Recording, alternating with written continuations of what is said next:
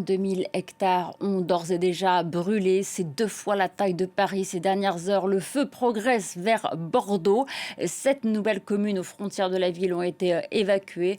On retrouve notre envoyé spécial Olivier Fessol. Il est dans un centre d'hébergement au parc des expositions de la ville où 5000 personnes ont déjà trouvé refuge.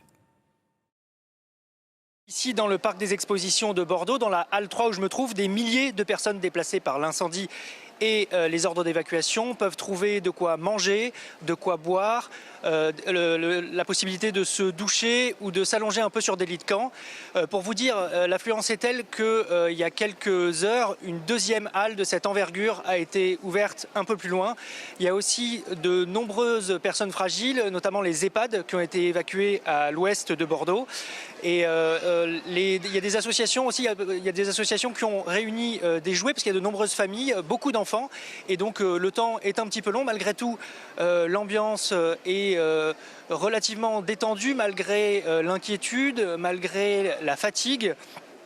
Ici, les bénévoles sont mobilisés, il y en a quelques dizaines. Il y a aussi beaucoup d'élus de la ville qui ont pris de leur temps pour venir aider. Tout ça s'est mis en place un peu au fil de l'eau parce que les évacuations ont eu lieu par vagues, mais il y a toujours des gens qui arrivent. Un adjoint au maire à qui j'ai parlé il y a quelques minutes me disait que pour l'instant l'ambiance était détendue, mais que si ça durait quelques jours, il y allait potentiellement avoir des frictions. En tout cas, il espérait que cette situation se termine relativement rapidement. Et quand je lui ai posé la question de savoir si les flammes pouvaient menacer la ville de Bordeaux, vu qu'il est élu à la mairie de Bordeaux, il m'a dit qu'en tous les cas, l'évacuation de Bordeaux en tant que telle était impossible, que même au plus fort des bombardements de la Seconde Guerre mondiale, la ville n'avait pas été évacuée.